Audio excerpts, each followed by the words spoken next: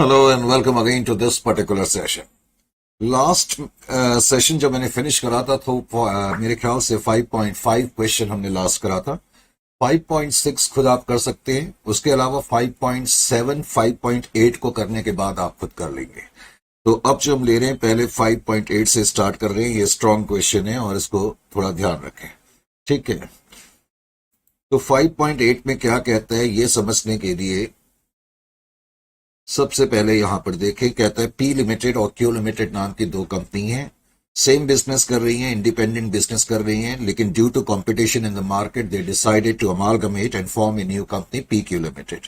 तो P Q limited उन्होंने form करी और ये छोटी सी बैलेंस शीट तुम्हारे सामने दी हुई है जिसमें प्लांट एंड मशीनरी तुम देख रहे हो, बिल्डिंग और करंट एसेट तीन आइटम है और करंट लायबिलिटी, उसके अलावा ऑफकोर्स कैपिटल है। Following are the additional information. अब कह रहे हैं एडिशनल इंफॉर्मेशन में कह रहे हैं जो ऑथराइज शेयर कैपिटल होगी परचेजिंग कंपनी की वो 25 लाख होगी, divided into 1 lakh equity shares of 25 each. तो जो परचेजिंग कंपनी है उसकी ऑथराइज शेयर कैपिटल तो इतनी है, इसमें कोई डाउट नहीं। फिर आगे उसने कहा liabilities of P limited include ₹50,000 due to Q limited for purchases made. इस लाइन का क्या मतलब है कि लायबिलिटीज ऑफ पी लिमिटेड की लायबिलिटी के अंदर 50,000 रुपए का अमाउंट इंक्लूड है जो उन्होंने क्यू लिमिटेड को देना है। तो इसमें तो कोई डाउट नहीं कि 50,000 तो इंटर कंपनी ट्रांजेक्शन है और इसका यूज सिर्फ परचेजिंग कंपनी की बुक्स में होता है। परचेजिंग कंपनी की बुक्स में हम डेटर्स और क्रेडिटर्स दोनों में से 50,000 माइनस कर देंगे। लेकिन इस पूरी लाइन का मतलब वैसे ये भी निकला कि जो पी लिमिटेड नाम की कंपनी है उसने क्यू लिमिटेड नाम की कंपनी से 50,000 रुपए का कुछ माल खरीदा होगा, 50,000 रुपीज का माल क्रेडिट में खरीदा होगा। इसीलिए वो कह रहे हैं कि पी लिमिटेड की लायबिलिटी में 50,000 रुपए ऐसे शामिल है जो उन्होंने क्यू लिमिटेड को देना है। तो एक तो इंटर कंपनी ट्रांजेक्शन है 50,000, ये हम बैलेंस शीट में बाद में माइनस करेंगे, डेटर्स में से भी और क्रेडिटर्स में से भी, करेक्ट। अब उसके अलावा उसने ये कहा कि Q limited made a profit of 20% on sale to P limited.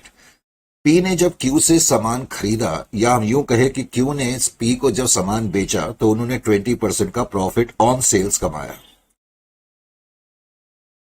तो क्यू लिमिटेड ने 50,000 का सामान बेचा है, तो क्यू लिमिटेड के लिए तो 50,000 सेलिंग प्राइस है, लेकिन पी लिमिटेड खरीदने वाली एंटिटी है तो उसने तो जिस प्राइस पे खरीदा उसके लिए वो कॉस्ट प्राइस है, इजंट इट और नॉट, उसके लिए वो कॉस्ट प्राइस मानी जाएगी। अब वो कह रहा है बाद में अगली लाइन में, बल्कि अगले पॉइंट में वो कह रहे हैं कि P limited has goods purchase from Q limited, cost to it 10,000 and this is included in the current asset of P limited as at 31 March 2023। Simple words में वो कह रहे हैं कि पी लिमिटेड ने क्यू लिमिटेड से जो सामान खरीदा था उसमें से 10,000 रुपए का सामान अभी बचा हुआ है, अनसोल्ड है, जो कि उनके स्टॉक में या करंट एसेट के अंदर शामिल है, क्योंकि बैलेंस शीट में स्टॉक नहीं दिया हुआ है, सिर्फ करंट एसेट्स दिए हुए हैं। तो सिंपल वर्ड्स में इसका यह मतलब हो गया कि बचा हुआ 10,000 रुपए का माल अभी भी पड़ा हुआ है जब ये दोनों कंपनी अमालगमेट हो रही है। तो मैंने तुम्हें बताया हुआ है कि जो पड़ा हुआ माल है, जो हमारे पास बचा हुआ माल है, उस पर हमें अनरियलाइज्ड प्रॉफिट निकालना पड़ेगा। तो अनरियलाइज्ड प्रॉफिट कितना हो जाएगा इसमें 20,000, सॉरी 2,000, 10,000 इंटू 20% हम रेट अप्लाई करेंगे तो 20% जो है आपका अनरियलाइज्ड प्रॉफिट हो जाएगा। अब ये जो अनरियलाइज्ड प्रॉफिट होगा, परचेजिंग कंपनी अपनी बुक्स में इसकी क्या एंट्री करेगी? जाहिर है कि वैसे तो नॉर्मली एंट्री क्या होती है, एक तो हमें स्टॉक को माइनस करना पड़ता है 2,000, क्योंकि स्टॉक के अंदर 10,000 रुपए जो है वो सेलिंग प्राइस पर है, तो उनको कॉस्ट पे लाने के लिए 2,000 रुपीज हम माइनस करेंगे स्टॉक को। वैसे इस क्वेश्चन में स्टॉक नहीं दिया है तो तुम्हें करंट एसेट्स को कम करना पड़ेगा, तो हम मानेंगे स्टॉक जो है करंट एसेट के अंदर इंक्लूड है, नंबर 1। उसके अलावा अब जो मैं डेबिट कर सकता हूं, या तो मैं प्रॉफिट एंड लॉस अकाउंट को डेबिट कर सकता हूं, करेक्ट, या तो मैं प्रॉफिट एंड लॉस अकाउंट को कर सकता हूं या मैं गुडविल अकाउंट को डेबिट कर सकता हूं। डिपेंड करता है कि amalgamation in the nature of merger का केस है या परचेज का।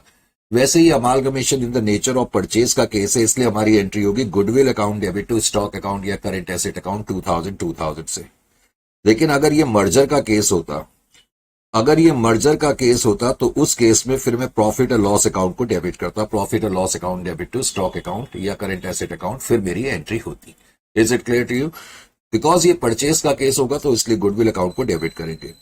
और उसके अलावा इंटर कंपनी ट्रांजेक्शन को हटाने के लिए वैसे तो एंट्री होती है, क्रेडिटर्स को कम करने के लिए डेबिट करते हैं, डेटर्स को कम करने के लिए हम क्रेडिट करते हैं।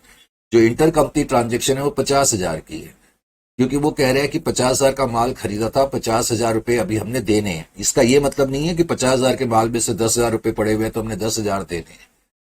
तो 50,000 रुपए जो है वो हम माइनस करेंगे क्रेडिटर्स में से, डेटर्स में से, लेकिन क्वेश्चन में क्रेडिटर्स नहीं दिए हुए तो current liability account debit to current asset account तुम्हारी एंट्री होगी, करेक्ट, इसको हटाने के लिए।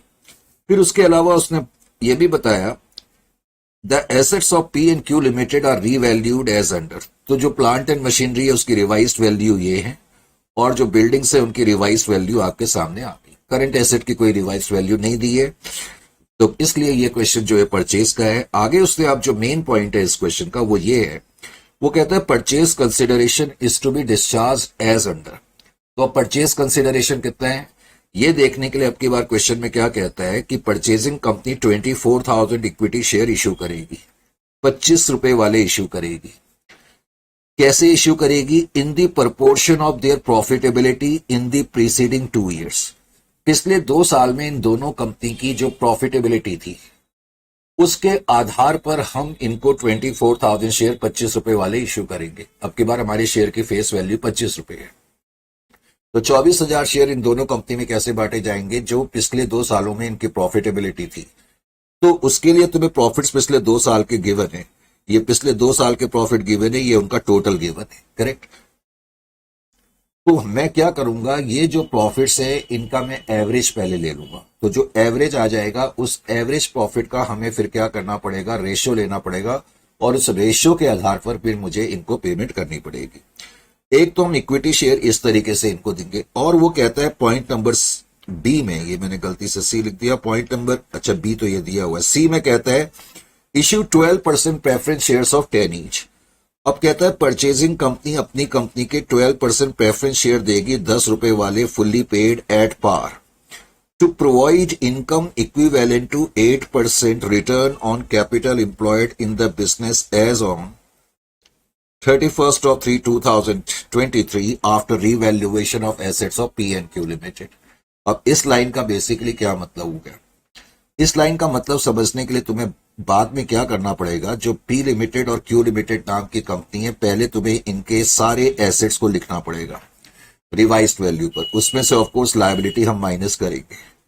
सिंपल वर्ड्स में एसेट्स में से लायबिलिटी माइनस करने के बाद हमारे पास क्या आ जाता है, नेट एसेट्स आ जाते हैं। नेट एसेट्स का मतलब इनडायरेक्टली कैपिटल एम्प्लॉयड से भी एसेट्स में से लायबिलिटी माइनस कर दे तो जो भी इनके नेट एसेट्स या कैपिटल एम्प्लॉयड आ गए, फिर मैं 8% ऑफ कैपिटल एम्प्लॉयड कंप्यूट करूंगा। यानी कि इसका क्या मतलब हो गया कि पी और क्यू लिमिटेड की जितनी भी कैपिटल एम्प्लॉयड है उसका अगर मैं 8% कंप्यूट कर लूंगा तो जो भी ये अमाउंट आएगा 8%, करेक्ट, तो वो अमाउंट कंप्यूट हमने कर लिया। इसका मतलब अपनी कैपिटल पर जो हमने अपनी कैपिटल लगाई हुई है उस पर हमें इतना रिटर्न मिल रहा है 8% के हिसाब से। तो कहता है हमारी कंपनी ने इनको 12% प्रेफरेंस शेयर इश्यू तो करे हैं, लेकिन हम 12% प्रेफरेंस शेयर इस तरीके से इश्यू करेंगे कि जो इनके पास रिटर्न आ रहा है, ये वाला रिटर्न यानी कि 8% ऑफ कैपिटल एम्प्लॉयड, उतना ही रिटर्न अभी भी इनके पास आना चाहिए। यानी कि 12% प्रेफरेंस शेयर कैपिटल इतनी वैल्यू के इश्यू करने पड़ेंगे कि उनकी जो भी वैल्यू होगी वो इसके बराबर होनी चाहिए, इस रिटर्न के बराबर। ये मतलब है, यानी कि ये जो कंपनी प्रेजेंटली अभी कंप्यूट कर रही होंगी 8% के हिसाब से अपने कैपिटल एम्प्लॉयड पर, तो कहता है कि हमने प्रेफरेंस शेयर कैपिटल इस तरीके से इश्यू करे 12% की जो रिटर्न आ रहा है इनके पास 8% के हिसाब से इनकी कैपिटल एम्प्लॉयड पर, वही रिटर्न इनके पास अभी भी आता रहे। तो इक्विटी शेयर और प्रेफरेंस शेयर जब आप कंप्यूट कर लेंगे, उनको ऐड कर देंगे, तो आपको पता लग जाएगा कि परचेज कंसिडरेशन कितना है। फिर उसके अलावा उसने यही पूछा है कि compute the amount of equity and preference share issued to P and Q limited. ये तो हम फाइंड करेंगे ही, और उसके बाद उसने फिर बैलेंस शीट हमसे पूछी है, तो बैलेंस शीट भी हमें बनानी पड़ेगी। ये अलग और स्ट्रॉन्ग क्वेश्चन है, तो इसलिए इसको भी मुझे कराना पड़ेगा। इस सेक्शन में मुझे काफी क्वेश्चन कराने पड़ रहे हैं। क्वेश्चन की शीट अपने सामने रखो ताकि बार बार देखना ना पड़े। नीचे रिवाइज वैल्यू गिवन थी, उसका भी तुमने ध्यान रखना है, करेक्ट। तो क्वेश्चन की शीट को पहले तो अपने सामने तुम रख लो ताकि बार बार देखने की जरूरत ना पड़े, ठीक है। अब सबसे पहले तो क्वेश्चन नंबर है ये 5.8। मैंने कहा इस क्वेश्चन को करने के बाद आप 5.7 कर सकते हैं, दोनों बिल्कुल सेम क्वेश्चन है। तो मैंने 5.8 करा। 5.8 मैंने इसलिए करा क्योंकि इसमें थोड़े ज्यादा पॉइंट है और बस यही डिफरेंस है। अब सबसे पहले तो मुझे जाहिर है कि परचेज कंसिडरेशन इसमें कंप्यूट करना है, और परचेज कंसिडरेशन कंप्यूट करने के लिए क्वेश्चन में बोला भी हुआ है कि कितने इक्विटी शेयर हम इश्यू कर रहे हैं और कितने प्रेफरेंस शेयर इश्यू कर रहे हैं, तो वो हमें पहले तो देखना पड़ेगा। तो फर्स्ट स्टेप में मैंने यही कंप्यूट करा। First step, value of equity share to be issued, कितनी वर्थ रुपीस के इक्विटी शेयर में इश्यू करूंगा। वैल्यू ऑफ इक्विटी, मैं मतलब purchasing company, value of equity share to be issued. तो value of equity share to be issued to P and Q limited. तो P और Q limited को हम कितने इक्विटी शेयर इश्यू करेंगे, ये तो आसान है। उसने कहा था कि जो भी इन दोनों कंपनी के एवरेज प्रॉफिट होंगे, तो पहले तो स्टेप नंबर 1 में तुम क्या करो, इनके एवरेज प्रॉफिट कंप्यूट कर करके लिख दो। एवरेज प्रॉफिट, दोनों कंपनी के टोटल प्रॉफिट्स तुम्हें दे दिए हैं 2 साल के, तो जो भी टोटल प्रॉफिट होंगे टीपी टोटल प्रॉफिट, उसको तुम 2 से डिवाइड कर दो तो एवरेज प्रॉफिट आ जाएंगे। पी लिमिटेड का एवरेज प्रॉफिट 2,37,500 का आपका आएगा, और 2,62,500 का क्यू लिमिटेड का एवरेज प्रॉफिट आपका आ जाएगा। Is it clear to you? Average profit find करने के बाद अब मुझे रेशियो इनका फाइंड करना पड़ेगा। तो रेशियो क्या आ गया? रेशियो आ गया जी 2375 और 2625। अगर मैं इन दोनों को ऐड कर दूं तो ये 5000 आ जाता है। यानी कि इस रेशियो में मैं इनको 24,000 इक्विटी शेयर इश्यू करूंगा, इस रेशियो में, करेक्ट। तो number of equity share to be issued, number of equity share, कितने इक्विटी शेयर में इश्यू करूंगा? 24,000 शेयर हमने इश्यू करने थे, तो 24,000 को मैं इस रेशियो से पहले तो मल्टीप्लाइड कर दूंगा इंटू 2375 डिवाइडेड बाई 5000। ऐसा करके मुझे पता लग जाएगा कि कितने शेयर में इश्यू करूंगा। कितना आ रहा है ये? किसी ने करा है?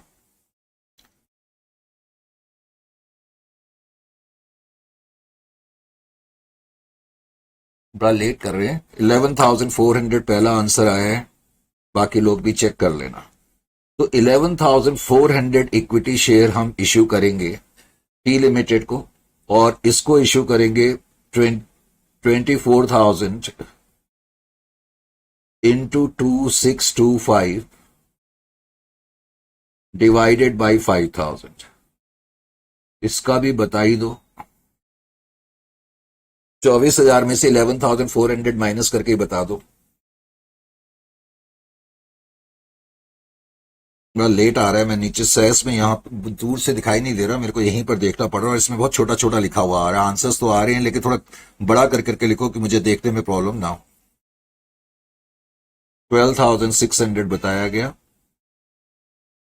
12,600, करेक्ट। तो ये इक्विटी शेयर में इश्यू करूंगा, और जो इक्विटी शेयर का इश्यू प्राइस है वो हमको पता ही है, इश्यू प्राइस 25, इश्यू प्राइस या फेस वैल्यू हम कह सकते हैं। इश्यू प्राइस 25 रुपए के हिसाब से है, तो अगर मैं 25 रुपए से मल्टीप्लाई कर दूं तो मेरे को पता लग गया कि कितने वर्थ रुपीस के मैं इक्विटी शेयर इश्यू करूंगा। Value of equity shares to be issued, तो value of equity share 11,400 into ₹25 तुम कर दोगे तो 2,85,000 आ जाएगा। इसी तरह से 12,600 को तुम 25 से मल्टीप्लाइड कर दोगे तो 3,15,000 की फिगर आ जाएगी। इससे तुम्हें पता लग गया कि कितने वर्थ रुपीस के तुम इक्विटी शेयर इश्यू करोगे। एक आंसर तो तुम्हारे पास आ गया, क्योंकि क्वेश्चन में यह पूछा गया है कि कितने इक्विटी शेयर इश्यू करेंगे। उसके बाद इसी तरीके से value of preference share to be issued. अब मुझे फाइंड करना है value of preference share, 12% preference share. Purchasing company 12% preference share भी इश्यू करेगी, 12% प्रेफरेंस शेयर्स। अब 12% प्रेफरेंस शेयर कितने इश्यू करेंगे, एक बार फिर से मुझे पी और क्यू लिमिटेड लिखना पड़ेगा, लेकिन पहले मुझे ये देखना पड़ेगा कि इनका जो रिटर्न है 8% के हिसाब से इनकी कैपिटल एम्प्लॉयड पर कितना आ रहा है। यानी कि पहले मुझे इनकी कैपिटल एम्प्लॉयड या नेट एसेट्स कंप्यूट करने पड़ेंगे। नेट एसेट्स कंप्यूट करने के लिए तुम इनकी प्लांट एंड मशीनरी को पहले तो लिखो। प्लांट एंड मशीनरी की जो रिवाइज्ड वैल्यू नीचे दी हुई है उसको लिखो 5,25,000, करेक्ट। और इस कंपनी की जो रिवाइज्ड वैल्यू या रीवैल्यूड फिगर है वो 6,75,000 है। प्लांट एंड मशीनरी के बाद अगला आइटम जैसे कि तुम देख रहे हो बिल्डिंग है, और बिल्डिंग की भी रिवाइज्ड वैल्यू नीचे गिवन है 7,75,000 और 6,48,000।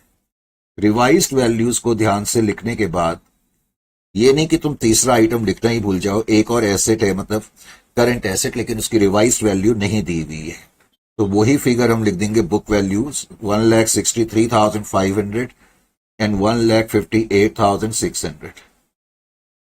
रिवाइज्ड वैल्यूज को लिखने के बाद फिर मैं इसमें से करंट लायबिलिटी माइनस कर दूंगा। करंट लायबिलिटी जो दी हुई है तुम्हें वो दी हुई है 6 लाख, क्वेश्चन में कितनी थी 6,23,500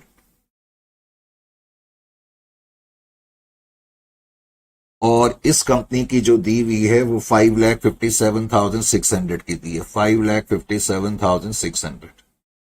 तो करंट लायबिलिटीज की फिगर आपने माइनस कर दी। माइनस करने के बाद आपके पास कैपिटल एम्प्लॉयड या नेट एसेट्स आ गए। इसको हम नेट एसेट्स भी कह सकते हैं, कैपिटल एम्प्लॉयड भी कह सकते हैं, नेट एसेट्स या कैपिटल एम्प्लॉयड। अब नेट एसेट्स या कैपिटल एम्प्लॉयड हमारे पास आ गए, तो अब ये जो आ जाएगी फिगर जरा जल्दी बताना, लेकिन 8,40,000 पहला आंसर, दूसरे अभी बता दो 9,24,000, 9,24,000। तो इस तरह कैपिटल एम्प्लॉयड मेरे पास आ गई। अब मैंने इसका 8% कंप्यूट करा, तो 8% या return at the rate of 8%, return at the rate of 8% on capital employed. तो कैपिटल एम्प्लॉयड जो 8,40,000 की है उसका 8% अब तुम्हें कंप्यूट करना पड़ेगा। 8% कंप्यूट करेंगे तो कितना आ जाएगा 67,200 बताया गया, पहला आंसर। दूसरा भी बताओगे तभी काम चलेगा, 73,920। तो ये इनके रिटर्न्स आ गए। अब मुझे पता करना है कि मैं इनको कितने प्रेफरेंस शेयर इश्यू करूंगा। तो issue of preference share, issue of 12% preference shares so that, इतना बड़ा सेंटेंस लिखने की जरूरत नहीं है, तुम्हें सिर्फ इतना ही लिखने की जरूरत है, issue of 12% preference share, issue of 12% preference share so that, ये तो मैंने वैसे ही समझाने के लिए लिख दिया, so that return is as above. Return is as above का मतलब है यही रिटर्न उनके पास आना चाहिए, यानी कि 12% ऑफ प्रेफरेंस शेयर कैपिटल। तो ये बड़ा आसान होता है कंप्यूट करना, ये कोई मुश्किल नहीं होता, ये मैं वैसे ही बता देता हूं। देखो तुम 12% प्रेफरेंस शेयर कैपिटल इश्यू कर रहे हो, ठीक है ना, 12%। तुम्हारी प्रेफरेंस शेयर कैपिटल की कितनी वैल्यू हो, कितने रुपए की प्रेफरेंस शेयर कैपिटल इश्यू करो कि 12% के हिसाब से उसका अमाउंट 67,200 आ जाए, ये हम चाहते हैं। तो अब तुम इसको सॉल्व कर सकते हो कि नहीं कर सकते। इसका मतलब 67,200 into 100 divided by 12, 67,200 into 100 divided by 12 कर दोगे तो तुम्हें पता लग जाएगा कितनी प्रेफरेंस शेयर कैपिटल तुमने इश्यू करी है। बताओ कितना आ रहा है, 5,60,000। तो 5,60,000 अब की बार तेज आंसर आया, वेरी गुड। इसी तरीके से 12% ऑफ प्रेफरेंस शेयर कैपिटल, मैं कितनी प्रेफरेंस शेयर कैपिटल, कितने रुपए की प्रेफरेंस शेयर कैपिटल इश्यू करूं कि रिटर्न अभी भी 73,920 का आए। तो 73,920 इंटू 100 डिवाइडेड बाई 12 कर करके मुझे बताओ कितना आ रहा है, 6,16,000। तो 6,16,000 ये अमाउंट भी हमने लिख दिया। इसका मतलब पहले क्वेश्चन का जो पार्ट था कि कितने रुपए के इक्विटी शेयर इश्यू करोगे और कितने रुपए के प्रेफरेंस शेयर इश्यू करोगे, तो इसका मतलब एक तरीके से तुमने अब परचेज कंसिडरेशन का अमाउंट निकाल लिया। जो परचेज कंसिडरेशन तुम अब की बार दे रहे हो पी और क्यू लिमिटेड को, एक तो इक्विटी शेयर्स में दे रहे हो। इक्विटी शेयर्स जो तुमने कंप्यूट करे थे 2,85,000 रुपीज के करे थे, जहां तक पी लिमिटेड का सवाल है। और क्यू लिमिटेड को तुमने जो इक्विटी शेयर का अमाउंट कंप्यूट करा था वो 3,15,000 का करा था। और अभी अभी आपने प्रेफरेंस शेयर का अमाउंट भी कंप्यूट कर लिया, 12% प्रेफरेंस शेयर कैपिटल। तो 12% प्रेफरेंस शेयर कैपिटल 5,60,000 और 6,16,000। अब तुम इनको पहले टोटल भी करके बता दो। तो ये तुम्हारा परचेज कंसिडरेशन आ गया। Is it clear to you? Purchase consideration अगर मैं कंप्यूट करूंगा तो कितना आ जाएगा? That is equal to 8,40,000। तो 8,40,000 का परचेज कंसिडरेशन तो इसका आ गया। और इसका परचेज कंसिडरेशन कितना आ जाएगा? 9,31,000 आ जाएगा। अच्छा, यहां पर मैं एक पॉइंट और जरा क्लियर कर दूं। सपोज ये जो परचेज कंसिडरेशन है,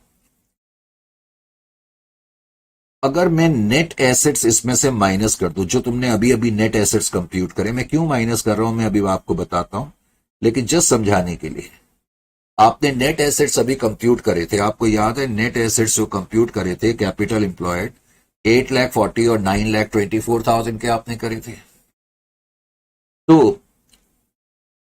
कितना निकला मैं ही भूल गया बोलते बोलते। 8,40,000 नेट एसेट्स कितने के आ रहे थे? अच्छा, ये सर के कोई बोल रहा है बच्चा 8,40,000 नहीं 8,45,000 है। आध्या दुबे बोल रही है ग्वालियर से 8,45,000 है। भाई ये तुम लोग क्या करते हो, ऐसे तो मेरे को प्रॉब्लम कर दो। ये ठीक है? हाँ ये ठीक है, 8,40,000 बताया गया। अरे सॉल्यूशन देख के कोई ना बताए, ऐसे फिर प्रॉब्लम होगी, ऐसे तो फैक्ट क्या फायदा करने का। अच्छा हाँ, नेट एसेट्स कितने थे? 8,40,000। अच्छा तुमने नेट एसेट्स बोले थे, सॉरी एक्सट्रीमली। नेट एसेट्स इनके तो इनके इतने हैं और इनके हमने कंप्यूट करे थे 9,24,000। तो 9,24,000 के नेट एसेट्स तुम माइनस करो। ये मैं क्यों कर रहा हूं? देखो, जब परचेसिंग कंपनी अपनी बुक्स में एंट्री करती है, पहली एंट्री क्या करेगी? मान लो पी लिमिटेड अपनी बुक्स में पहली एंट्री करेगी, इस केस में तो क्या करेगी? जितने भी एसेट्स उसने लिए हैं, जो भी नेट एसेट्स हमने कंप्यूट करे थे, plant and machinery account debit, building account debit, current asset account debit, to current liability account, correct? यानी कि जब मैंने सारे एसेट और टू करंट लायबिलिटी लिखा तो इनडायरेक्टली मैंने नेट एसेट्स अकाउंट डेबिट 8,40,000 लिख दिया। उसके बाद हम टू बिजनेस परचेज लिखते हैं। इसका मतलब नेट एसेट्स को हम परचेज कंसिडरेशन से कंपेयर कर रहे हैं, वही मैंने यहां पर करा है। तो जब नेट एसेट्स को मैं कंपेयर कर रहा हूं, यानी कि पहले तो ये बताओ नेट एसेट्स आपके पास कितने आए? 8,40,000 के। पेमेंट आप कितनी कर रहे हो? 8,45,000 की, यानी कि पेमेंट ज्यादा कर रहे हो ना, तो इसलिए ये गुडविल आ गई। इसका मतलब बिना एंट्री करे मैंने ये गुडविल निकाल ली, ये 8 तुमको आना चाहिए। Is it clear to you? इसी तरीके से क्यू लिमिटेड के केस में हमारे पास नेट एसेट्स 9,24,000 के आए हैं और हम पेमेंट दे रहे हैं 9,31,000 की। तो इसका मतलब 7,000 रुपीज क्या आ गया? ये गुडविल आ गया। तो इस तरीके से बिना एंट्री के आपने गुडविल की वैल्यू भी निकाल ली, क्योंकि बैलेंस शीट के अंदर आपको ये रिफ्लेक्ट करना होगा। उसके अलावा फिर इस क्वेश्चन में हमसे उसने पूछा था बैलेंस शीट, तो बैलेंस शीट अब बड़ी आसानी से तुम लोग बना सकते हो। तो बैलेंस शीट, अब बैलेंस शीट जब मैं बनाऊंगा तो सबसे पहले तो equity and liability of course मैं लिखूंगा, इक्विटी एंड लायबिलिटी। अब इक्विटी एंड लायबिलिटी के अंदर भी जो हम अमाउंट लिखेंगे, सबसे पहले 1 share capital, sorry share holders fund, और शेयर होल्डर्स फंड्स के अंदर ए शेयर कैपिटल, शेयर कैपिटल के अंदर भी हम लिखेंगे इक्विटी शेयर। अब की बार परचेसिंग कंपनी कितने इक्विटी शेयर इश्यू कर रही है, ये तो तुम 1 मिनट में निकाल सकते हो। दोनों कंपनी को हमने जो शेयर इश्यू करे, नंबर ऑफ शेयर, वो 24,000 मिला करके करें, तो सीधा ही तुम 24,000 यहां पर लिख दो। और 24,000 शेयर जो तुमने इशू करे हैं वो 25 रुपए के हिसाब से करें, तो 24,000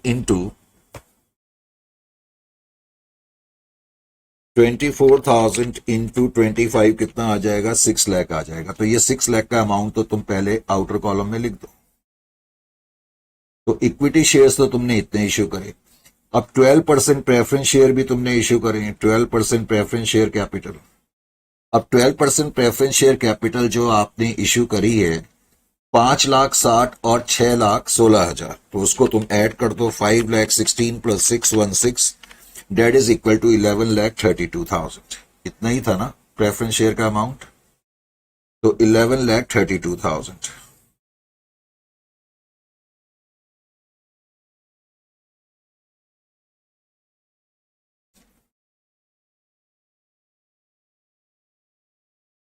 उसके अलावा प्रेफरेंस शेयर कैपिटल आपने 5,60,000 की करी थी और 6,16,000 की करी थी और अमाउंट आपका 11,32 आ गया, ठीक है। उसके बाद नेक्स्ट फिर आप लिखें बी, रिजर्व एंड सरप्लस। इसके अंदर जो हम लिखते हैं शेयर होल्डर्स फंड के अंदर फिर रिजर्व एंड सरप्लस लिखते हैं। फिलहाल रिजर्व एंड सरप्लस के अंदर अभी कौन सा आइटम आएगा वो हम देखेंगे, फिलहाल अभी तक तो कोई आइटम मौजूद नहीं है।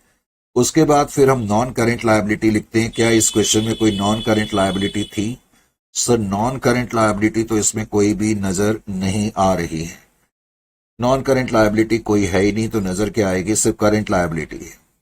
अब करंट लायबिलिटी ध्यान से लिखना, पहले तो 6,23,500 रुपए की फिगर जो पी लिमिटेड के कॉलम में लिखी है उसको नोट करो।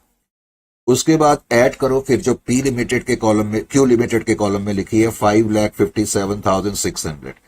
अब मैंने बताया था इस क्वेश्चन में एक इंटर कंपनी ट्रांजेक्शन है जिसकी वजह से क्रेडिटर और डेटर दोनों कम होंगे, तो 50,000 से क्रेडिटर यानी कि करंट लायबिलिटी को तुम्हें माइनस करना पड़ेगा। ये इंटर कंपनी ट्रांजेक्शन की वजह से कर रहे हैं।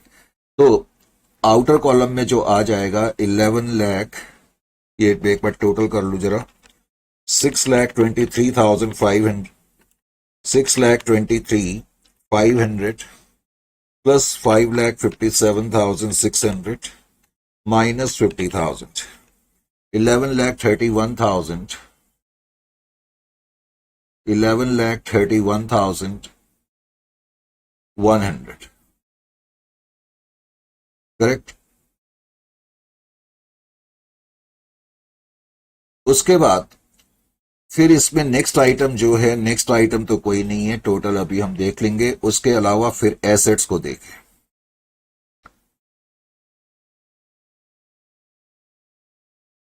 एसेट्स के अंदर भी पहले नॉन करेंट एसेट्स लिखें। नॉन करेंट एसेट के अंदर भी A, property plant and equipment.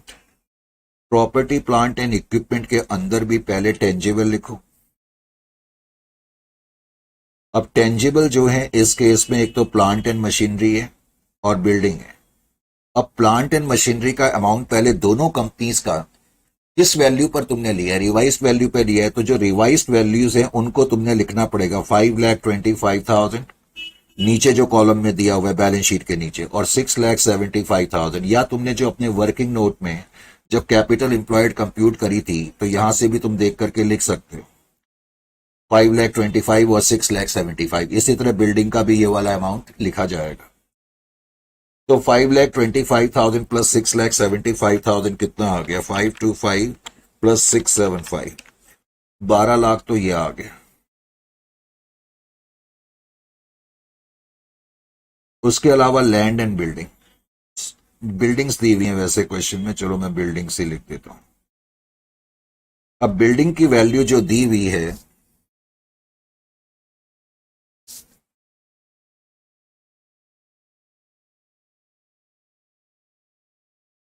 Revised values तुमने लिखनी है। बिल्डिंग की जो वैल्यू तुम्हें दी हुई थी क्वेश्चन में 7,25,000 की वैल्यू थी और 6,48,000 की थी, यही था ना,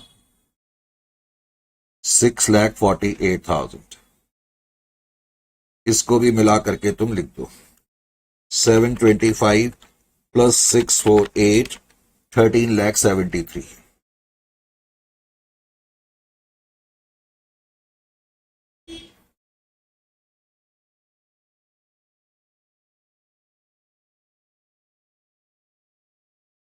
इनकी रिवाइज्ड वैल्यू कितनी थी प्लांट एंड मशीनरी की? 775 प्लस 648, यही वैल्यू थी ना, 775 प्लस 648, राइट।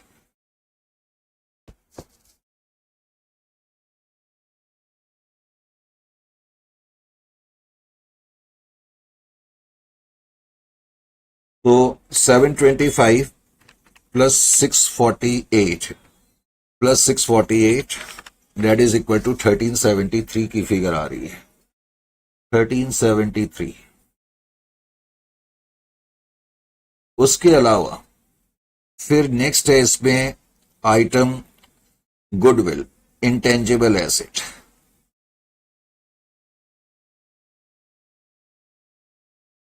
सर गुडविल तो बैलेंस शीट पे नहीं है, नहीं बैलेंस शीट पे तो नहीं है, लेकिन तुमने गुडविल की वैल्यू निकाली थी ना 5000, तो जो हमने वो नेट एसेट्स को कंपेयर करा था, जो मैंने आपको बताया था यहां पर 5000 इनकी और 7000 इनकी है, तो टोटल 12,000 हो गई। और एक चीज का तुम्हें ध्यान रखना पड़ेगा, जो मैंने अभी तुम्हें बताया। क्या बताया? जब मैं अनरियलाइज्ड प्रॉफिट की एंट्री करूंगा तो उससे गुडविल एंट्री होगी, goodwill account debit to current asset account. तो गुडविल की वैल्यू जो है वो 2000 से बढ़ जाएगी। गुडविल का बढ़ना अच्छी बात नहीं है, क्योंकि गुडविल जो है वो बेसिकली कैपिटल लॉस है हमारे लिए। इंटेंजिबल एसेट 14,000 की गुडविल यहां पर आएगी। उसके अलावा फिर हम करंट एसेट्स लिखेंगे। अब जब करंट एसेट्स लिखेंगे तो करंट एसेट्स के पहले तो रिस्पेक्टिव कंपनीज की जो वैल्यू है उनको तुम लिख लो। रिस्पेक्टिव वैल्यूज हैं 1,63,500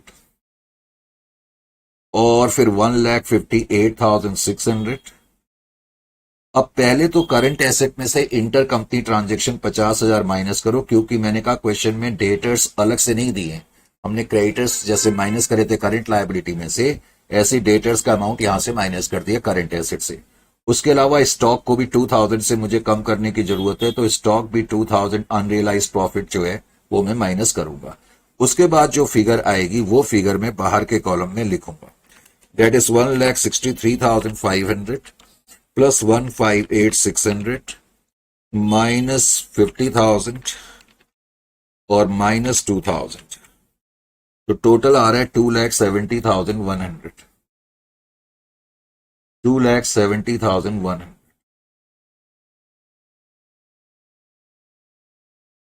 तो ये कहानी थी इस क्वेश्चन में, ठीक है। इस क्वेश्चन की जो कहानी थी वो ये थी।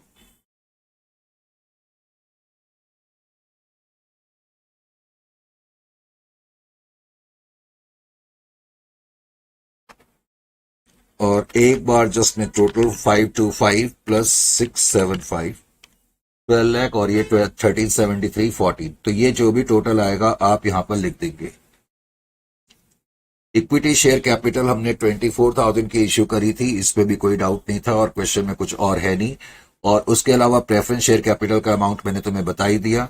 नॉन करेंट लायबिलिटी है नहीं, कोई रिजर्व इन सरप्लस है नहीं, और ये अमाउंट जो है तुम्हारा टोटल बैलेंस शीट का होगा। इस क्वेश्चन को करने के बाद फिर जो अगला क्वेश्चन है वो तुम खुद कर सकते हो। नेक्स्ट क्वेश्चन में कोई प्रॉब्लम नहीं है, अगर करना होगा तो कर लेना, नहीं करना होगा तब भी कोई प्रॉब्लम की बात नहीं है। क्वेश्चन सॉल्व है, तुम उसे देख सकते हो, रीडिंग ले सकते हो, ठीक है। अब इसके बाद तो ये सेक्शन जो हमने करा था ये बड़ा अहम और इंपॉर्टेंट सेक्शन था। अब अगला सेक्शन जा रहे हैं, ये कोई बड़ा मुश्किल सेक्शन नहीं है और ये कोई नया सेक्शन भी नहीं है, लेकिन कहने के लिए हमें अलग सेक्शन के रूप में रखना पड़ता है, एक्सटर्नल रिकंस्ट्रक्शन। हम देखेंगे कि एक्सटर्नल रिकंस्ट्रक्शन में भी कोई नई चीज नहीं है।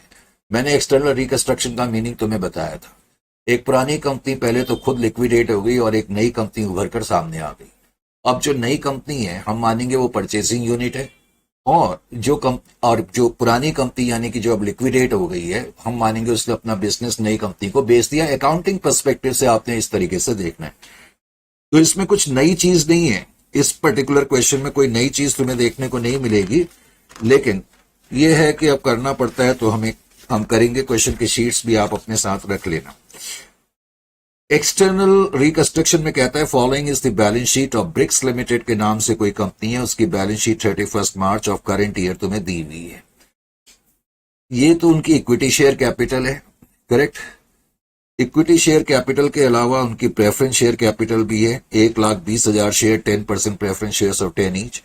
फिर प्रॉफिट एंड लॉस अकाउंट में नेगेटिव बैलेंस है, रिजर्व एंड सरप्लस के अंदर इस चीज का तुमने ध्यान रखना है, रिजर्व्स का जहां तक सवाल है। उसके अलावा नॉन करंट लायबिलिटीज के अंदर इनके जो अमाउंट तुम्हें दिए हुए हैं, एक तो डिवेंचर्स हैं, एक्रूड इंटरेस्ट ऑन डिवेंचर्स है, फिर अनसिक्योर्ड लोन्स भी हैं। उसके अलावा करंट लायबिलिटी के रूप में तुम्हारे पास 5,60,000 के क्रेडिटर्स भी हैं। उसके बाद कहता है एसेट्स का जहां तक सवाल है, प्रॉपर्टी प्लांट एंड इक्विपमेंट के अंदर टेंजिबल एसेट है, free hold property, furniture, patents intangible asset है। उसके अलावा फिर तुम्हें नॉन करंट इन्वेस्टमेंट क्वेश्चन में दी हुई है। नॉन करंट इन्वेस्टमेंट भी नॉन करंट एसेट के अंदर लिखी जाती है।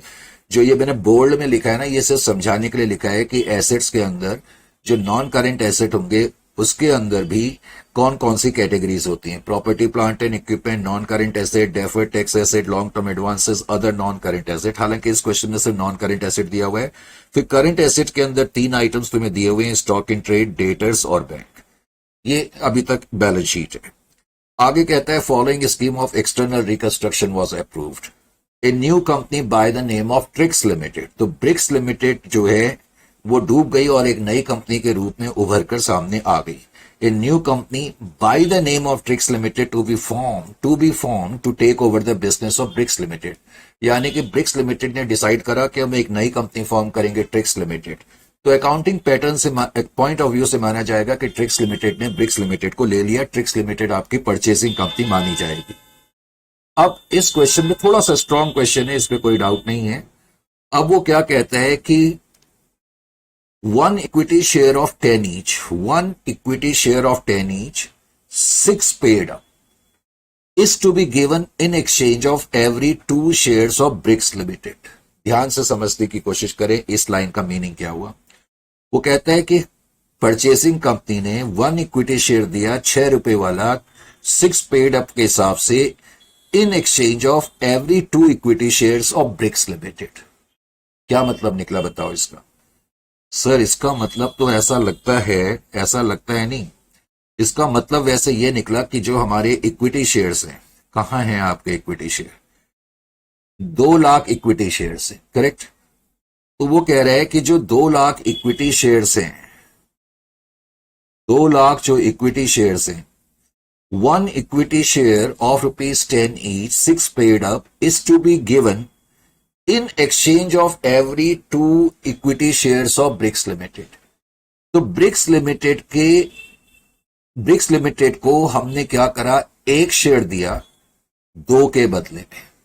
लेकिन जो शेयर हमने दिया 10 रुपए वाला शेयर दिया, लेकिन 6 रुपए के हिसाब से दिया। इसका मतलब ब्रिक्स लिमिटेड के जो 2 lakh number of equity share हैं, हर 2 को हमने 1 शेयर दिया है। और जो हमारी कंपनी का शेयर है वो 10 रुपए का है, लेकिन हमने 6 पेड अप के हिसाब से दिया, तो इतनी पेमेंट तो इक्विटी शेयर को जाएगी।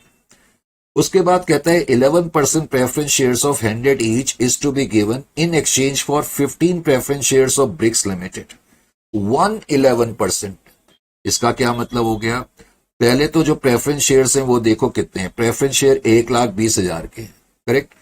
अब जो 1,20,000 के प्रेफरेंस शेयर हैं, क्वेश्चन क्या कह रहा है कि जो 1,20,000 प्रेफरेंस शेयर हैं ब्रिक्स लिमिटेड के, 1 प्रेफरेंस शेयर, उनको हम 1 प्रेफरेंस शेयर दे रहे हैं, और 1 प्रेफरेंस शेयर दे रहे हैं 15 के बदले में। इसका मतलब इतने नंबर ऑफ प्रेफरेंस शेयर दे रहे हैं। 11% प्रेफरेंस शेयर्स ऑफ 100 ईच, जो 1 शेयर हम दे रहे हैं वो 100 रुपए के हिसाब से दे रहे हैं, correct. 11% preference shares of 100 each is to be given in exchange for 15 preference shares of Bricks limited. तो प्रेफरेंस शेयर होल्डर को इतनी पेमेंट मिलेगी। ये पेमेंट तो इक्विटी शेयर को मिल रही है, ये पेमेंट प्रेफरेंस शेयर्स को मिल रही है, लेकिन ये पेमेंट प्रेफरेंस शेयर्स में मिल रही है और ये पेमेंट इक्विटी शेयर्स में मिल रही है। उसके अलावा कह रहा है claims of 12% debenture holders of Bricks limited would be discharged bye issue of equity shares of 10 each fully paid. अब वो कह रहा है डिवेंचर होल्डर का जो क्लेम है, मुझे आप बता सकते हो कि डिवेंचर होल्डर का क्लेम इस क्वेश्चन में कितना है? डिवेंचर होल्डर का क्लेम कितना है? क्वेश्चन को पहले ध्यान से देखो। डिवेंचर्स कितने के? 8 लाख के। लेकिन जो एक्रूड इंटरेस्ट है वो भी तो क्लेम है ना, तो क्लेम उनका 8,96,000 का है। यानी कि वो क्या कह रहे हैं कि जो डिवेंचर्स हैं उनका जो क्लेम है 8,96,000 का, 8,96,000 का जो क्लेम है उसको तुम डिस्चार्ज करोगे by the issue of equity shares of 10 each. Simple words में इस क्लेम को तुमने डिस्चार्ज करना है। डिस्चार्ज करने के लिए तुम इक्विटी शेयर दे रहे हो 10 रुपए वाले, यानी कि 89,600 शेयर्स दोगे ऑफ 10 के हिसाब से। ये वाले शेयर लेकिन फुल्ली पेड है, और ये तुम इक्विटी शेयर्स में इनको पेमेंट कर रहे हो, लेकिन ये पेमेंट डिवेंचर होल्डर को मिल रही है। करेक्ट, इसको ध्यान रखने। और मैंने तुम्हें कई बार बताया हुआ है कि डिवेंचर होल्डर को जो पेमेंट मिलती है उसको हम परचेज कंसिडरेशन का हिस्सा नहीं बनाएंगे। करेक्ट, लेकिन इसका यह मतलब हो गया कि डिवेंचर को लिया जा रहा है, क्योंकि डिवेंचर को परचेजिंग कंपनी पे कर रही है, तुम तो पे नहीं कर रहे ना। तो इसका मतलब तुम्हारे पॉइंट ऑफ व्यू से इनको ले लिया है, तो परचेजिंग कंपनी लेने के बाद अपनी बुक्स में इनको पे भी करेगी। फिर कहता है creditor will receive 60% of their dues in cash, 25% in equity shares of 10 each and balance to be foregone। इस लाइन का क्या मतलब हो गया? अब जाहिर है कि ये जो पेमेंट है क्रेडिटर्स को मिलेगी। पहले तो क्रेडिटर्स का अमाउंट कितना है ये तुम्हें देखना पड़ेगा। तो क्रेडिटर्स का अमाउंट जो है ये आपका 5,60,000 है क्रेडिटर्स का, ठीक है।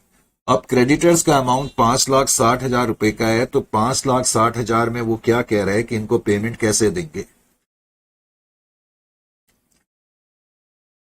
Creditor will receive 60% of their dues, यानी कि जो 60% आएगा 5,60,000 का जो भी आएगा वो तो हम कैश में पे करेंगे परचेजिंग कंपनी।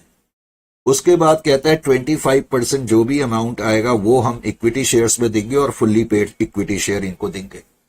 और कह रहे हैं बचा हुआ जो 15% है उसके लिए हमें कुछ देने की जरूरत नहीं है, यानी कि वो उन्होंने छोड़ ही दिया।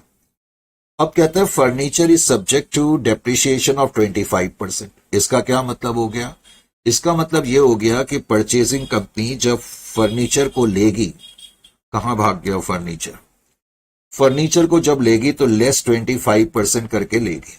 Is it clear to you? फिर उसने क्या बताया कि freehold premises they revalued at 20% more. अब फ्री होल्ड प्रेमिसेस की वैल्यू जो है वो कहता है 20% से ज्यादा पर है, 20% से ज्यादा पर है। उसके बाद उसने बताया स्टॉक इज रीवैल्यूड एट 6,40,000। अब स्टॉक की वैल्यू जो है वो 6,40,000 की है, 6,40,000। और उसके अलावा उसने हमें यह भी बताया investments are brought up to market value of ₹3,60,000। अब इन्वेस्टमेंट की जो मार्केट वैल्यू है, इन्वेस्टमेंट नॉन करंट इन्वेस्टमेंट है ये, और वो कहता है इनकी मार्केट में जो वैल्यू है वो 3,60,000 पर है, यानी कि इनका रीवैल्यूड अमाउंट 3,60,000 है। और कहता है डेटर्स को हमने 10% से कम करना है। डेटर्स जो हैं इस केस में 760 के हैं, तो उसको हमने 10% से कम कर लिया। Is it clear to you? उसके बाद उसने बताया preliminary expenses amounted to 20,000। Preliminary expenses जो होते हैं वो हमेशा उसकी एंट्री परचेसिंग कंपनी की बुक्स में ही होगी। करेक्ट, एक नई कंपनी को फॉर्म करने में जो खर्चे लगते हैं, इसका मतलब ये नई कंपनी के या परचेजिंग कंपनी के खर्चे, इसकी एंट्री परचेजिंग कंपनी अपनी बुक्स में करेगी। तो ये एक्सटर्नल रिकंस्ट्रक्शन का केस है। लेकिन ये कैसे पता लगा कि एक्सटर्नल रिकंस्ट्रक्शन का केस है? क्योंकि लिखा है कि एक न्यू कंपनी फॉर्म करी गई, यहाँ कोई एग्जिस्टिंग कंपनी बिजनेस नहीं ले रही है। तो जब भी ये लिखा होगा कि न्यू कंपनी फॉर्म हो रही है तो समझ जाना कि ये एक्सटर्नल रिकंस्ट्रक्शन का केस है। वैसे तो कोई फर्क नहीं है और कोई मुश्किल नहीं है। क्वेश्चन की डिमांड ये है, कहता है एक तो ब्रिक्स लिमिटेड की बुक्स में आप अकाउंटिंग करें। अगर एक्सटर्नल रिकंस्ट्रक्शन का क्वेश्चन होगा तो हो सकता है वो तुमसे वेंडर कंपनी की बुक्स में पूछ लें। और कहता है क्या बोलते हैं, ओपनिंग एंट्री ब्रिक्स लिमिटेड की बुक्स में आप कर करके दिखाओ। तो हम क्या करेंगे,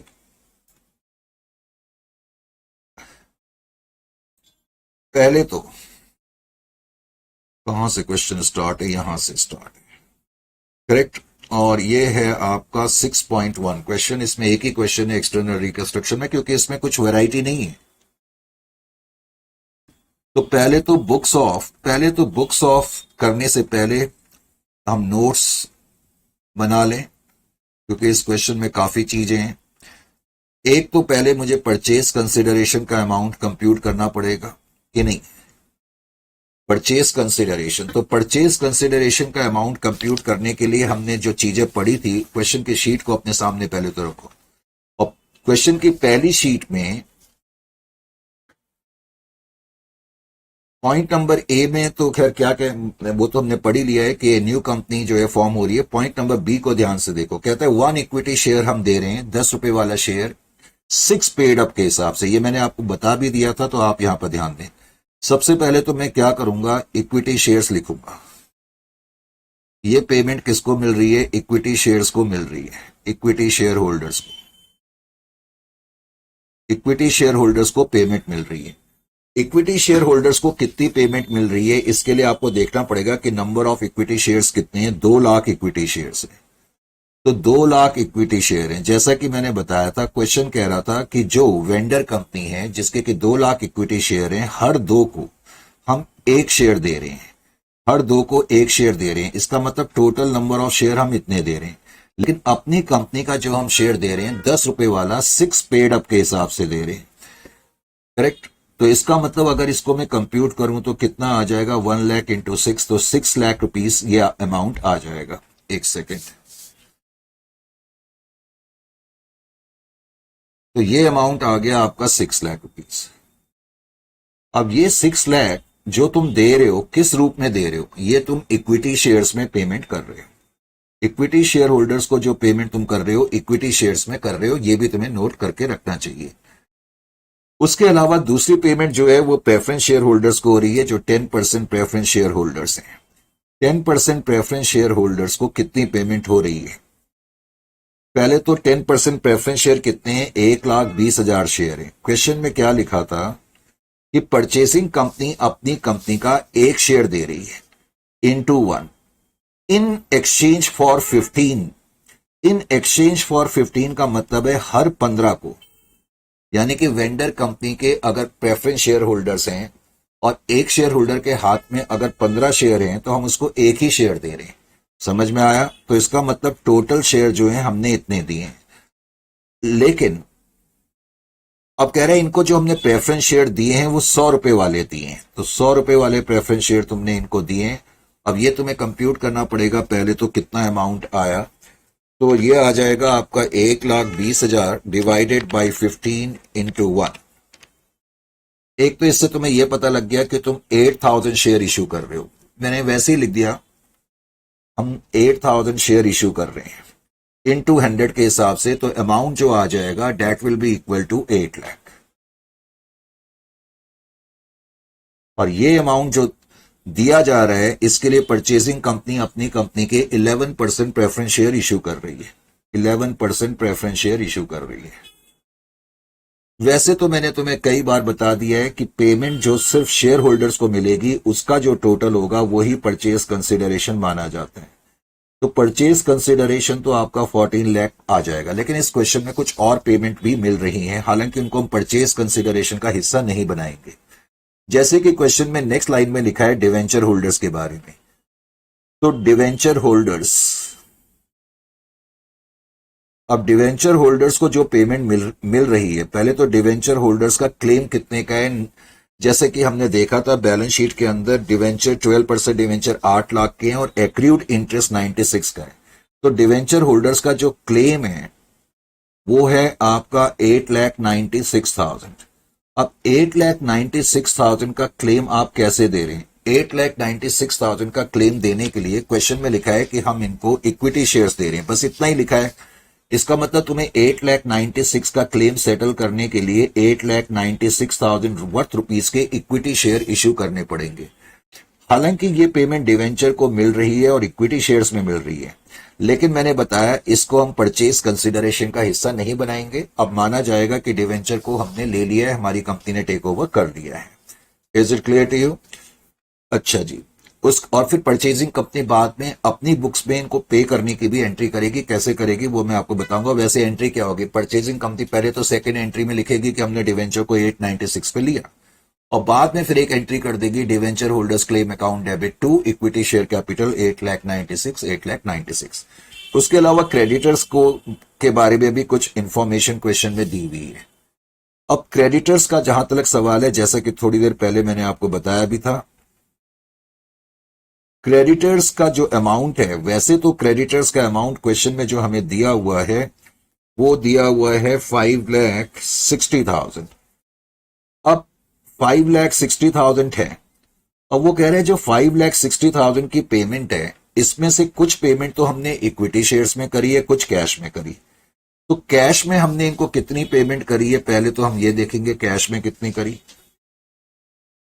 जो क्रेडिटर्स हैं उनको तुमने कैश में कितना पे करा, 25% की 60% था, 60%। तो 5,60,000 का 60% पहले मैं कंप्यूट करूं तो 3,36,000 आता है। इसका क्या मतलब हो गया कि 3,36,000 रुपए की पेमेंट तुमने किस में करी, कैश में करी, 3,36,000 की। जो क्रेडिटर्स को तुमने पेमेंट करनी थी 5,60,000 की, उसका 60% पोर्शन आपने कैश में पे करा।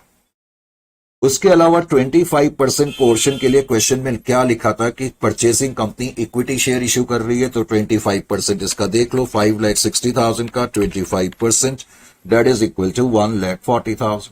और 1,40,000 की पेमेंट आप किस में कर रहे हो, इक्विटी शेयर्स में कर रहे हो, तो इक्विटी शेयर्स में करेंगे। तो इक्विटी शेयर्स में हमने पेमेंट कर दी। उसके अलावा जो बचा हुआ 15% है उसका तुम्हें कुछ नहीं करना, क्योंकि 15% की पेमेंट तुम्हें करने की जरूरत ही नहीं पड़ी।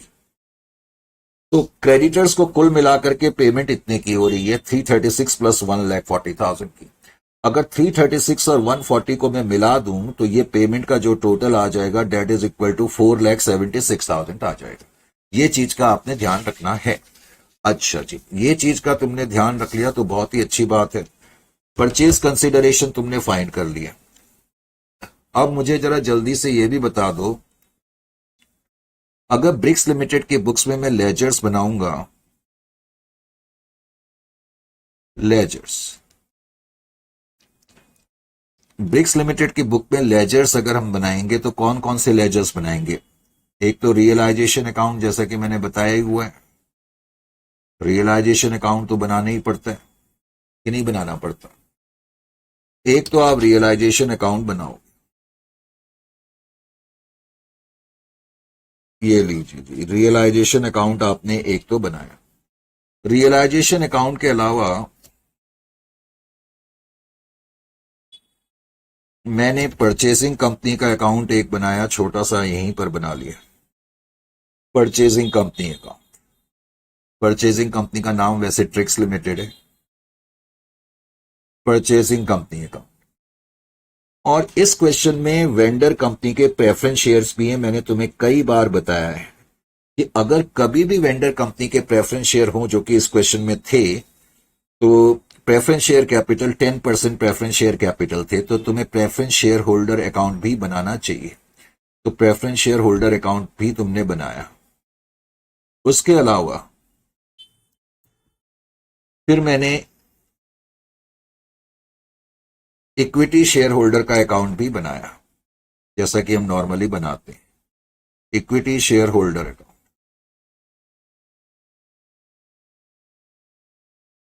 अभी तक हमने कैश अकाउंट नहीं बनाया है, तो कैश अकाउंट भी बना लेते हैं। ये मैंने कैश अकाउंट भी बनाया। अब जितने भी एसेट्स हैं, पहले तो ये आइटम्स की पोस्टिंग करेंगे। पहला आइटम इक्विटी शेयर कैपिटल है 20 लाख रुपए, तो इक्विटी शेयर होल्डर अकाउंट में लिख दो इक्विटी शेयर कैपिटल 20 लाख।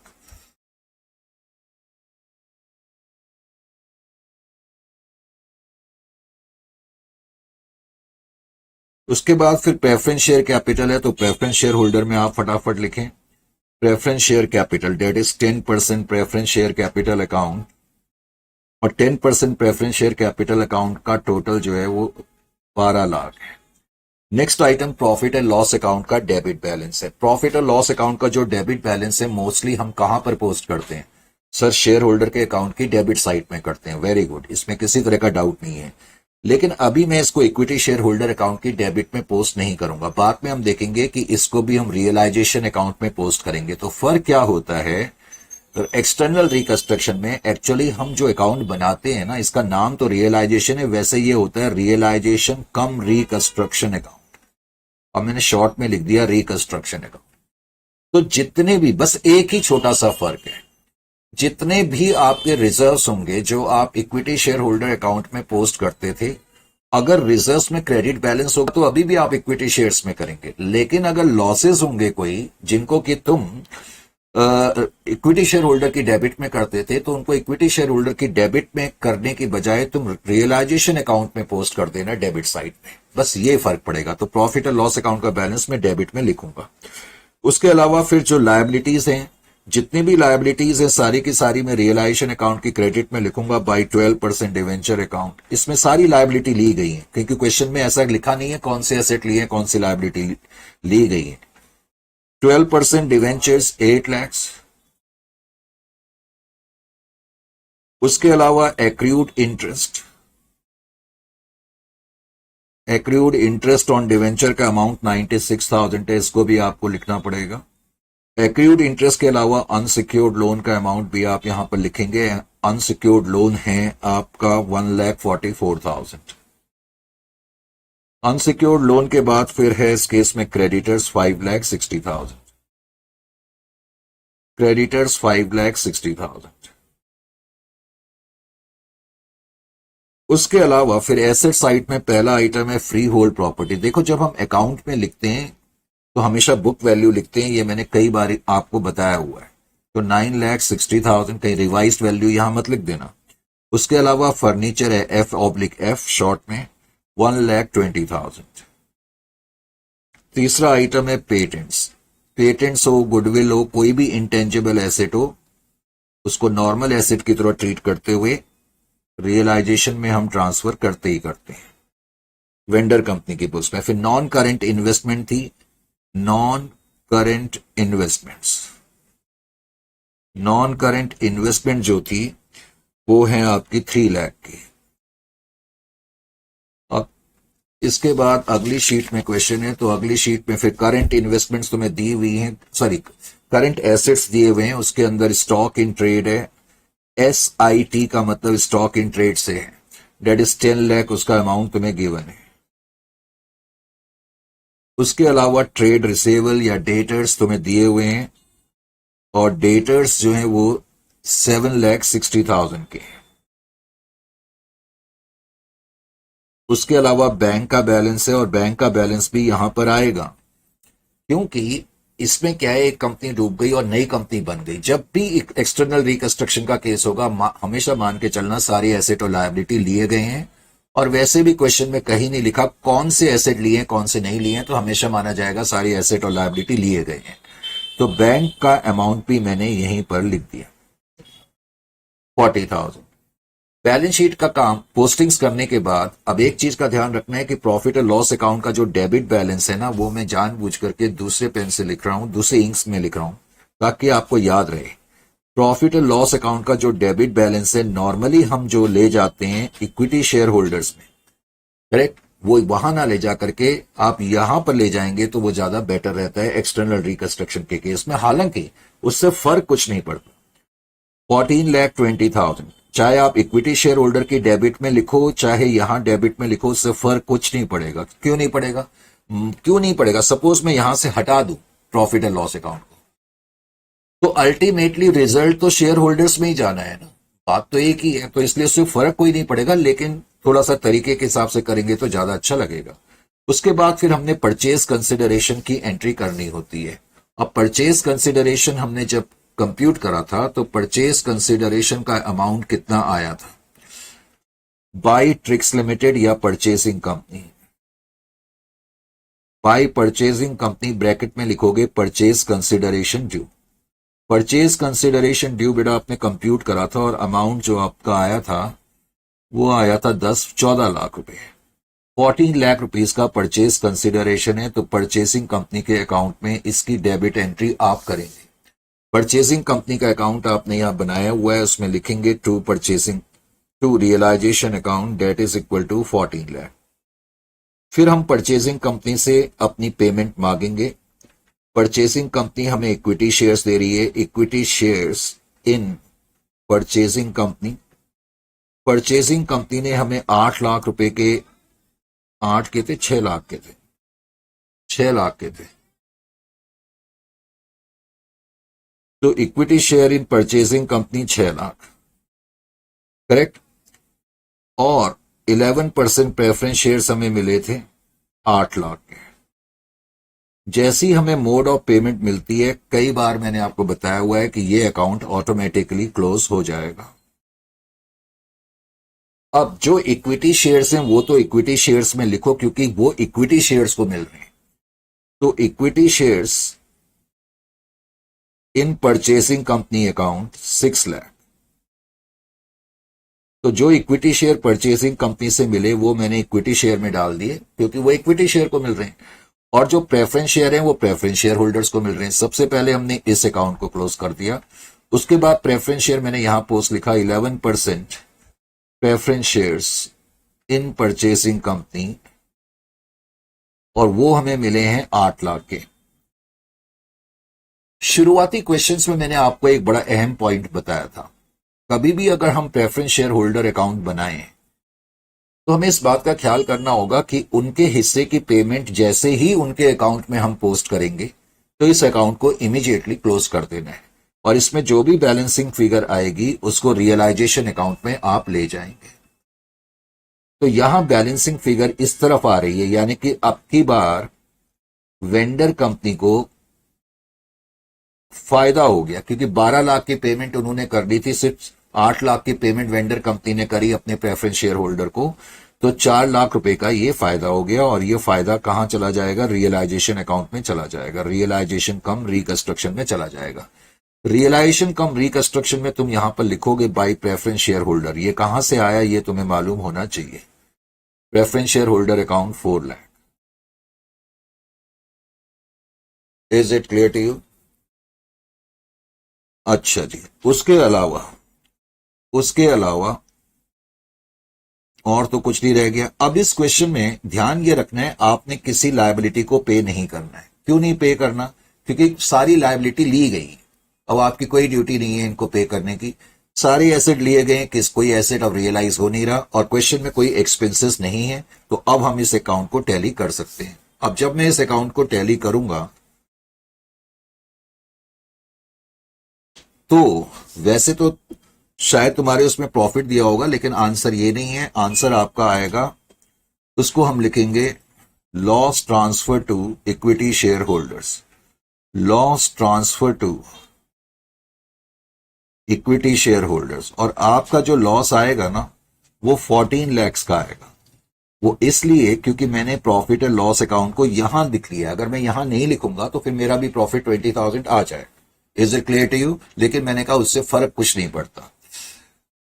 तो ये ध्यान रखना है कि जो profit and loss account, preliminary expense, under writing, commission, जो मोस्टली हम अगर वेंडर कंपनी की बैलेंस शीट में ये आइटम हो तो मोस्टली हम इसको इक्विटी शेयर होल्डर अकाउंट के डेबिट में लिख देते हैं। लेकिन अगर मैं रियलाइजेशन कम रिकंस्ट्रक्शन अकाउंट बना रहा हूं, जो कि रिकंस्ट्रक्शन के अंतर्गत मुझे बनाना पड़ता है, तो उस केस में बेटर रहता है कि इन आइटम को हम रिकंस्ट्रक्शन अकाउंट में डेबिट करें। Is it clear? इसलिए मैंने यहां डेबिट करा। 14 लाख का ये जो लॉस है फिर हम शेयर होल्डर के अकाउंट की डेबिट साइड में लिख देंगे। तो रियलाइजेशन लॉस 14 लाख। देखो, अल्टीमेटली अगर मैं प्रॉफिट और लॉस अकाउंट का डेबिट बैलेंस, ध्यान से सुनो, अगर मैंने रियलाइजेशन में पोस्ट नहीं करा होता तो मैं यहां लिखता 14,20,000, और फिर मेरे रियलाइजेशन अकाउंट को मैं बैलेंस करता, उसमें 20,000 का प्रॉफिट आता, 20,000 में यहां लिखता, यानी कि 1420 यहां लिखा, 20 यहां लिखा, तो नेट तो 14 ही आया ना। तो अभी तो मैंने कहा उससे कोई फर्क नहीं पड़ता, चाहे आप जहां मर्जी लिखें, लेकिन हमें रूल्स को फॉलो करना भी जरूरी है। अब इस क्वेश्चन में कोई कैश से रिलेटेड ट्रांजैक्शन ही नहीं थी, तो वैसे इसके पहले हमें कैश अकाउंट को टैली करना होता है, लेकिन इसमें कैश से रिलेटेड कोई ट्रांजैक्शन नहीं थी। तो अब हम इक्विटी शेयर होल्डर को टैली कर देंगे, और इक्विटी शेयर होल्डर जैसा कि आप देख रहे हैं अपने आप टैली हो गया है। 20 लाख 20 लाख। तो इसमें कैश अकाउंट मुझे बनाने की जरूरत नहीं पड़ी। Is it clear to you?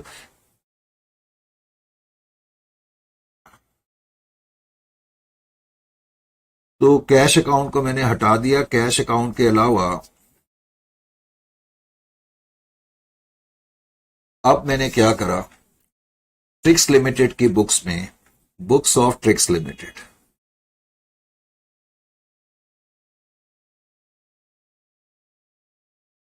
Books of Tricks limited.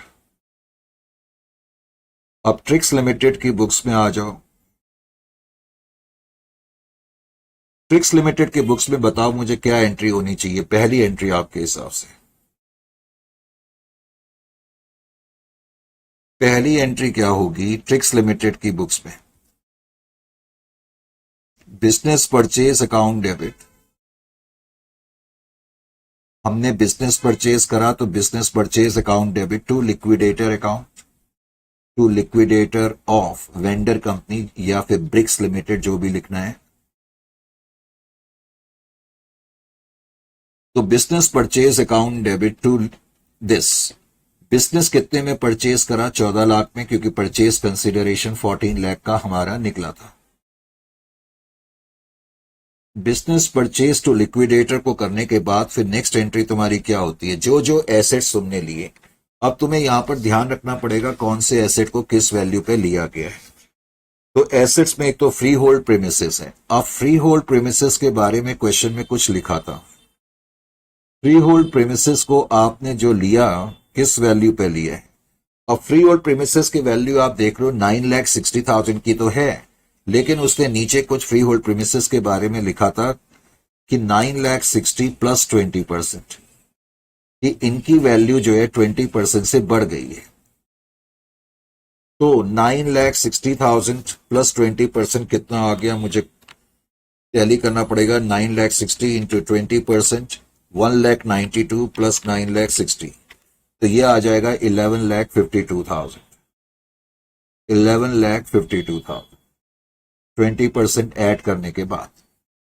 उसके बाद फिर नेक्स्ट आइटम जो है फर्नीचर है। फर्नीचर के बारे में कुछ लिखा है,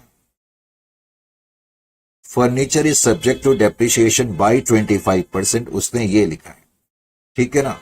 फर्नीचर की वैल्यू जो है वो 20% से नीचे हो गई है। तो फर्नीचर जो बैलेंस शीट में आपको दिया हुआ है 1,20,000 का दिया हुआ है। 1,20,000 का आप 25% कंप्यूट करेंगे तो 30,000 मेरे ख्याल से आ जाएगा। 1,20,000 डिवाइडेड बाई 1/4, 30,000 आ जाएगा। तो 90,000 पर इसका मतलब फर्नीचर को लिया गया। फर्नीचर के बाद अगला आइटम पेटेंट्स है।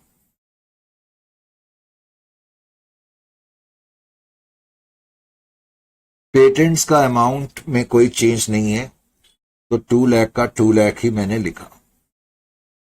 पेटेंट्स के बाद फिर नेक्स्ट आइटम जो को दिया हुआ है इन्वेंट्रीज दिया हुआ है। अब इन्वेंट्रीज के बारे में क्या कुछ लिखा हुआ है? उसने कहा स्टॉक की वैल्यू जो है 6,40,000 पर एस्टिमेट करी गई। तो स्टॉक जो है यानी कि इन्वेंट्री 6,40,000 की फिगर पर, इसका मतलब परचेसिंग कंपनी अपनी बुक्स में रिकॉर्ड करेगी। परचेसिंग कंपनी अपनी बुक्स में रिवाइज्ड वैल्यू पर रिकॉर्ड करेगी, इसमें कोई डाउट नहीं है। उसके बाद ट्रेड रिसेबल यानी कि डेटर्स। अब ट्रेड रिसेबल या डेटर्स जो हैं तो डेटर्स 7,60,000 के, लेकिन उसने लिखा था कि डेटर्स को 10% से रिड्यूस करना है, तो 10% का मतलब 76,000 से रिड्यूस करना है। तो 6,84,000 मेरे ख्याल से आ जाएगा। फिर भी मैं कर लू 760 माइनस 76, तो 6,84,000 ही आ रहा है। तो 6,84,000, 6,84,000 करेक्ट। अच्छा जी, 6,84,000। उसके बाद नेक्स्ट आइटम क्या है? कैश एंड कैश इक्विवेलेंट यानी कि बैंक। तो बैंक 40,000। तो इस तरह जो जो एसेट्स लिए गए वो हमने रिकॉर्ड कर लिए। अब टू लायबिलिटीज। अब जो लायबिलिटीज आपने ली हैं, क्वेश्चन में आपकी जो लायबिलिटी थी, एक तो 12% डिवेंचर्स हैं। बताओ 12% डिवेंचर्स को कितने पर लिया गया? 12% डिवेंचर्स एंड एक्रूड इंटरेस्ट। ये मैंने इसलिए इकट्ठे लिख दिया क्योंकि इन दोनों को मिला करके हम 8,96,000 की पेमेंट कर रहे हैं, तो इसका मतलब 8,96,000 पर हमने लिया, ठीक है ना। डिवेंचर होल्डर्स को हम 8,96,000 के इक्विटी शेयर इश्यू कर रहे हैं, तो 8,96,000 पर ही लिया। उसके अलावा अनसिक्योर्ड लोन्स हैं। अनसिक्योर्ड लोन्स को कोई पेमेंट तो नहीं दी जा रही, लेकिन उनको लिया गया है। अनसिक्योर्ड लोन्स, अनसिक्योर्ड लोन का अमाउंट 1,44,000 है। और उसके बाद है क्रेडिटर्स। अब क्रेडिटर्स को कितने पर लिया गया है? तो 5,60,000 के। आपको याद होगा कि इनको जो पेमेंट मिल रही है 3,36,000 की, तो कैश में मिल रही है 60%, और 25% जो इनका निकला था, जो हमने यहां कंप्यूट करा था क्रेडिटर्स का अमाउंट, मैं आपको दिखा देता हूं, 3,36,000 और 1,40,000, ठीक है ना। तो 3,36,000 प्लस 1,40,000 की टोटल पेमेंट इनको मिल रही है, तो इसका मतलब तुम क्रेडिटर्स को इतने पर ले रहे हो, 4,76,000। तो इस तरह सारे एसेट्स लायबिलिटी टेकन ओवर। इसका मतलब अगर मैं इन सारे एसेट्स में से लायबिलिटी माइनस कर दूं तो एक तरीके से अभी तक मैंने नेट एसेट्स ही तो रिकॉर्ड करे है ना। अब नेट एसेट्स रिकॉर्ड कर लिया, अब उसको हम कंपेयर करते हैं बिजनेस परचेज से, तभी हमारे पास गुडविल या कैपिटल रिजर्व आता है। अब बिजनेस परचेज जो हमने करा है वो किस 14 lakhs में करा है, 14 लाख। फिर उसके बाद तुम इसका डिफरेंस देख लेना, डिफरेंस चेक करके लिखना, मुझे एग्जैक्टली याद नहीं है। और कई तुम सोचो मेरे पास आंसर्स मौजूद होते हैं, तेरे पास यहाँ आंसर मौजूद नहीं होते, मैं आपको ये रिफ्लेक्ट कर देता हूँ। ये क्वेश्चन की शीट में मेरे पास सिर्फ क्वेश्चंस होते हैं, हाँ कई बार नेट आंसर जरूर होते हैं, तो तुम चेक कर लेना कैपिटल रिजर्व। तो कैपिटल रिजर्व्स अब मुझे याद नहीं है, ये मैंने याद से लिखा है ना कि कैलकुलेट करके, लेकिन तुम चेक करके लिखना, वैसे मेरे ख्याल से 250 आएगा। तो इस क्वेश्चन में ये एक्सटर्नल रिकंस्ट्रक्शन का क्वेश्चन है। Is it clear to you? External reconstruction का क्वेश्चन करने के बाद फिर हम इसके आखिरी टॉपिक पर पहुंचेंगे नेक्स्ट सेशन में। करेक्ट, नेक्स्ट सेशन बड़ा इंपॉर्टेंट होगा क्योंकि उसमें आपके रिसेंट एग्जामिनेशन के जो क्वेश्चंस हैं वो हमने करने हैं। ठीक है, तो ये एक्सटर्नल रिकंस्ट्रक्शन का वैसे टॉपिक ऑनेस्टली स्पीकिंग कोई इतना इंपॉर्टेंट नहीं है कि इसमें से आने के चांसेस हों, लेकिन फिर भी अब करना पड़ता है जब कोई चीज कोर्स में होती है तो। ठीक है, इस सेशन में फिलहाल हम इतना ही लेंगे, फिर नेक्स्ट सेशन में इसकी चर्चा जारी रखी जाएगी।